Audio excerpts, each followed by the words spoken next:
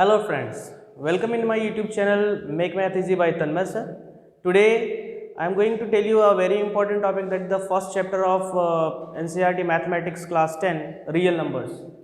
Real numbers, we have lots of problems to understand the meaning of the real numbers, but today I am going to tell you two very important and very easy expressible definitions. बहुत आसानी से आप समझ सकते हैं.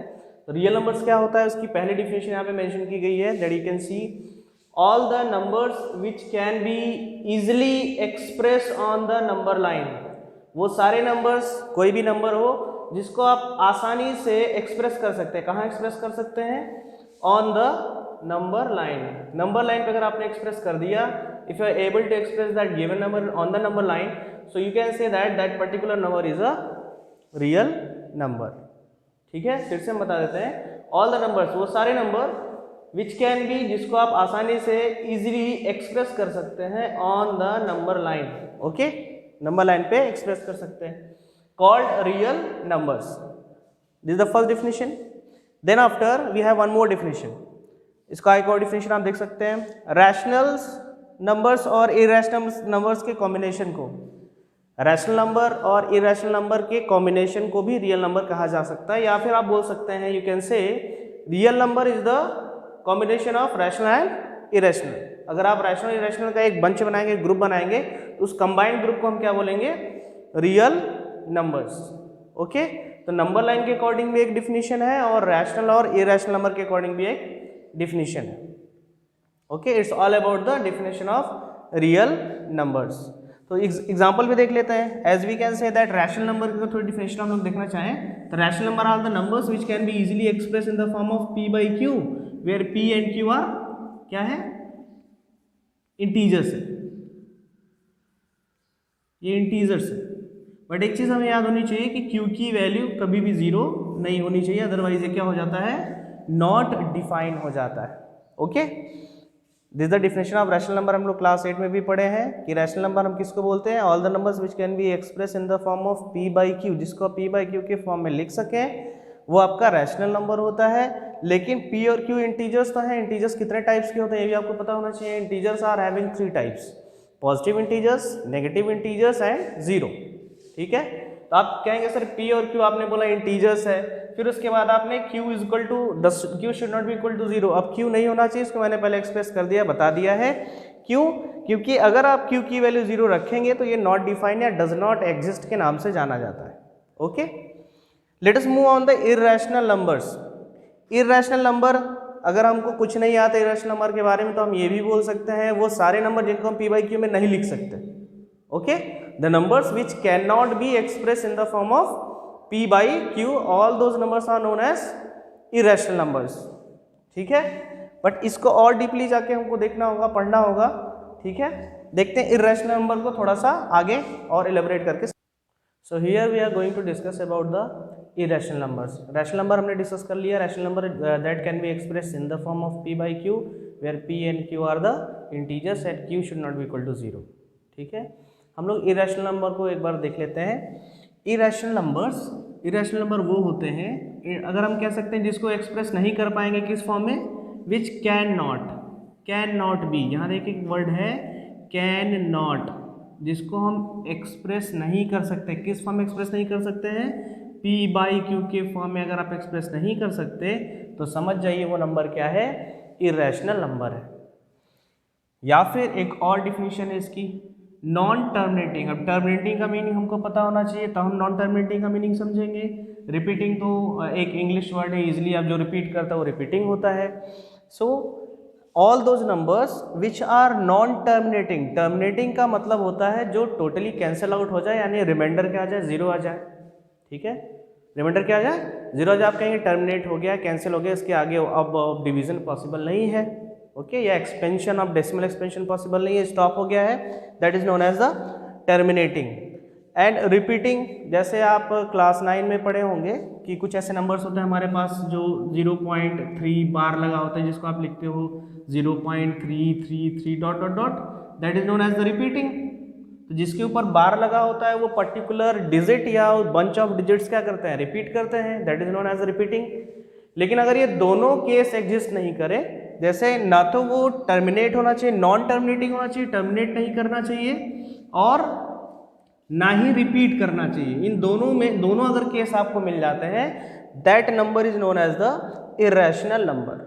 या तो आप उसको p बाई क्यू में एक्सप्रेस नहीं कर सकते, अगर कोई पूछा क्यों नहीं कर सकते हैं तो उसका रीजन ये है कि ऐसे नंबर जिनका डेसिमल एक्सटेंशन है, वो नंबर जो नॉन टर्मिनेटिंग हो, जिसको आप टर्मिनेट नहीं कर सकते एट एनी कॉस्ट, एंड और साथ ही साथ देखिए नॉन टर्मिनेटिंग तो होना चाहिए, प्लस नॉन रिपीटिंग भी होना चाहिए, यानी रिपीट भी नहीं करना चाहिए। ऐसा कोई डिजिट नहीं जिसके ऊपर बार लगा हो, या बंच ऑफ डिजिट नहीं जिसके ऊपर बार लगा हो, ठीक है।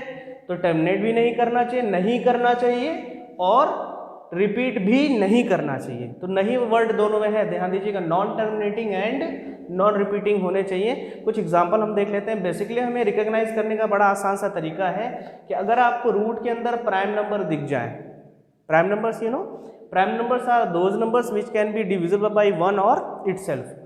प्राइम नंबर वो होते हैं जिसको आप 1 या इटसेल्फ से डिविजिबल होते हैं। So all the prime numbers which are inside the square root, those are the maximum, those all are the irrational numbers. उनको हम इरेशनल नंबर ट्रीट करते हैं। ये एक ट्रिक है, समझ सकते हैं, ठीक है।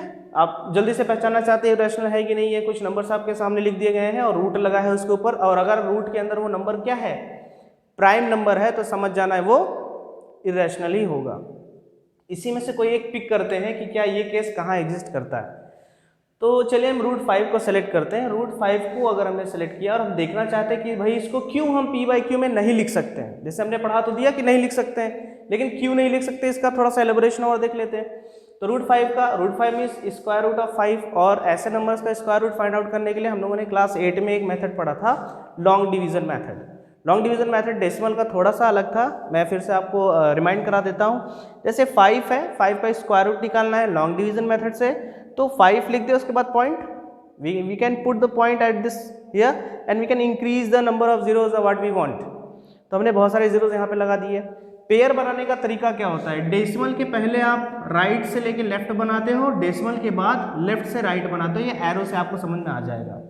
Okay, pair of 2 digits only. तो यहाँ 5 के साथ कोई नंबर नहीं था, हमने 0 बढ़ा दिया, ये 5 का पेयर कंप्लीट हो गया, और यहाँ पे बाकी 0 हमने 2 जीरोज का पेयर बना लिया। एरो से आप समझ जाएंगे पेयर किस तरफ से किस तरफ बनाना है। और थोड़ा सा आप देखिए कि आपको ऐसा नंबर ढूंढना है जिसका मल्टीप्लाई करने पे या तो 5 आना चाहिए, should to be equal to 5 और approximately closer to the 5। So we have a number that square is equal to nearest to the 5, that is 2। तो 2 का स्क्वायर कर दीजिए, 2 square it means 2 into 2 that is 4। जो भी आपको यहाँ question आता है यहाँ लिखते हो आप, डिवीजन है ना, और यहाँ इसके बाद आप इसको सब्ट्रैक्ट करते हो as like the normal division. यहाँ आप सब्ट्रैक्ट कर दो, 5 माइनस 4 1 आ जाएगा। इसको ऐड करते हैं, 2 प्लस 2 4, यहाँ एक स्पेस छोड़ देते हैं ताकि नेक्स्ट टर्म के लिए क्या डिजिट पॉसिबल होगा। ओके, 2 प्लस 2 4, एक स्पेस यहाँ छोड़ दीजिएगा, ठीक है, स्पेस यहाँ छोड़ देंगे, 5 माइनस 4 1, और एक पूरा पेयर साथ में आएगा। पूरा पेयर क्या आएगा, 0 0, ये एक पेयर है ना, ये 0 0 का पूरा 0 0 आ जाएगा। फिर से हमें यहाँ स्पेस में चेक करना है किसका स्क्वायर करें या किस नंबर को सेलेक्ट करें कि या तो नियरेस्ट, या तो 100 आ जाए या तो नियरेस्ट टू द 100 आए। तो यहाँ पे आप अगर 3 लेते हैं, सपोज 3 लेंगे तो यहाँ भी 3 रखना हो, जो डिजिट आप यहाँ लिखते हैं वही डिजिट यहाँ पे भी लिखना होता है। अगर 3 लेते हैं सपोज, तो 3 यहाँ 3 लेंगे, 3 3 जा 9, यहाँ 9 आएगा, और 3 4 जा 12, ज़्यादा हो जाएगा 100 से। So we will not take 3, we will take 2 instead of 3। तो 2 will be better for us, 2 2 जा 4 एंड 2 4 जा 84। फिर से माइनस करेंगे, same process we will repeat and again give a space here, यहाँ पे एक स्पेस छोड़ देंगे अगले प्रोसेस को कंटिन्यू करने के लिए। When you will go through all this process, what you will see, you are not getting any repeating terms या repeating digit आपको नहीं मिलेगी, ठीक है। You can carry on by your own, और हमको बताइएगा कि ये आया कि नहीं आया, बट मैं आपको बता रहा हूँ कि ये रिपीट टर्म नहीं आएगा। ऐसा कोई डिजिट नहीं आएगा, ऐसा कोई बंच ऑफ डिजिट नहीं आएगा जिसके आप पर बार लगा सके और कहें सर ये रिपीट कर रहा है। तो वहाँ पे नॉन रिपीटिंग वाला कॉन्सेप्ट आ जाएगा। और नॉन टर्मिनेटिंग, क्योंकि ये आपका जो डिवीजन है ये आगे जाके कहीं स्टॉप नहीं होने वाला है, कहीं जाके फुल स्टॉप नहीं मारने वाला है, ठीक है। That's why it will be known as non terminating. अगर कैंसिल हो जाता है या यहीं पे रिमाइंडर 0 आ जाता है तो हम कहते हैं सर टर्मिनेट हो गया, क्योंकि रिमाइंडर 0 आने के चांसेस अभी तो नहीं दिख रहे, क्योंकि और भी जीरोस हम इंक्रीज कर सकते हैं। Okay, so it will B non terminating and non repeating. बाकी क्वेश्चन को भी आप हमें सॉल्व करके बताइए कि क्या वो नॉन टर्मिनेटिंग और नॉन रिपीटिंग के कॉन्सेप्ट को क्लियर कर रहा है। अदरवाइज एक सिंपल सा आपको हमने कॉन्सेप्ट तो बता ही दिया कि ऐसे सारे नंबर्स जिसको हम नहीं लिख सकते, किस फॉर्म में नहीं लिख सकते, पी बाई क्यू के फॉर्म में नहीं लिख सकते, तो वो क्या होगा, इरेशनल होगा। अदरवाइज वो सारे नंबर जो रूट के अंदर प्राइम नंबर होते हैं वो इरेशनल होते हैं। ओके, हमने एक एग्जांपल आपको बता दिया है, you can check for the more examples. ठीक है, बाकी और भी वीडियोस हमारे पास हैं जिसमें आप आगे वीडियोस में देखेंगे यूक्लिड्स डिवीजन लेमा और इससे रिलेटेड कुछ important topics. Thank you and we continue with my video.